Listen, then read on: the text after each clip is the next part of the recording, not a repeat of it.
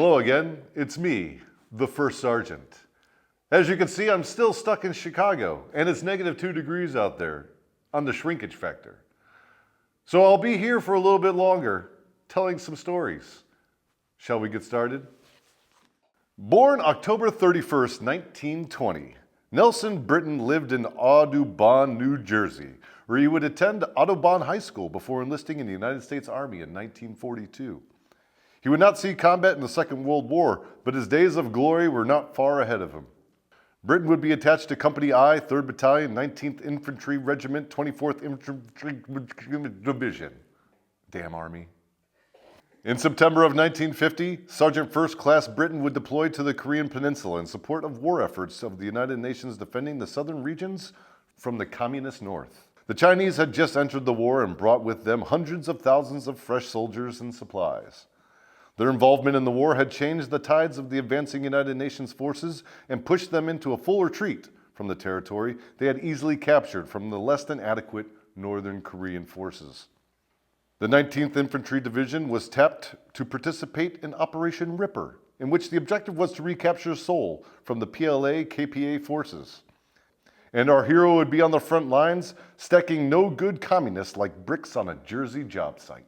On March 7, 1951, Sergeant First Class Brittin and his men of Company I were locked in a ferocious battle, and the enemy had the advantage of an elevated position. Brittin would volunteer to lead his squad up the hill to dispose of the machine gun nest that was currently shredding their unit. With meager cover, Brittin ordered his squad to provide cover fire, where he would navigate up the hill against withering gunfire and exploding artillery that had turned the hillside into a dead zone with little cover. Oh, hello. How you doing, sir? I'm doing swell. Welcome to my humble little abode. It's a pleasure to see you. You're goddamn right it is. Why don't you have a seat? Would you like to hear a bedtime story? I'd love to. Well, I was just telling everybody about Sergeant First Class Brittin of the Korean War. The Korean War? The Korean War. I hadn't the heard Cold that War. story.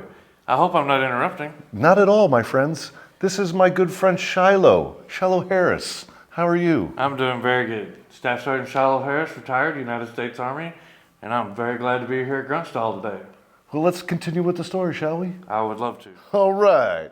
Well, Brittin didn't cower in fear.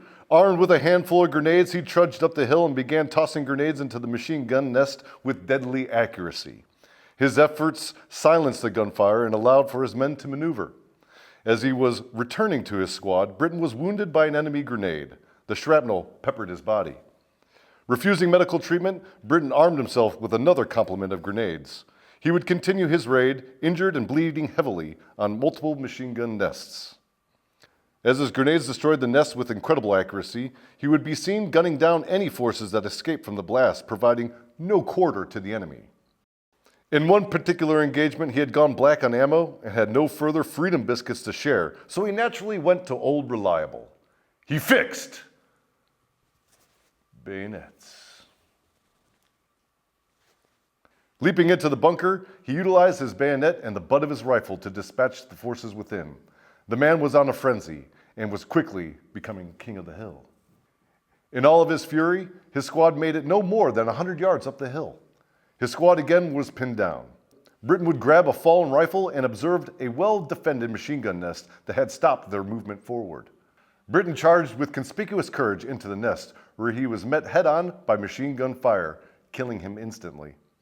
In his fight up the hill, Brittin was personally responsible for the deaths of 20 men and saving the lives of countless others within his company. He was posthumously awarded the Medal of Honor for his actions upon the enemy.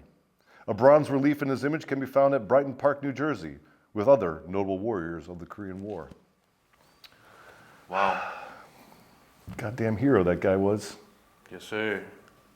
Well, deserving of the Medal of Honor. absolutely. And I'm sure that those men, if any of them are still breathing, know that man's name. Absolutely, absolutely. And that is why we do what we do, because of men like him. Isn't that right, Shiloh? Absolutely. I grew up on stories like that. You know, my father was a Vietnam veteran. My grandfather, he served in World War II and Korea.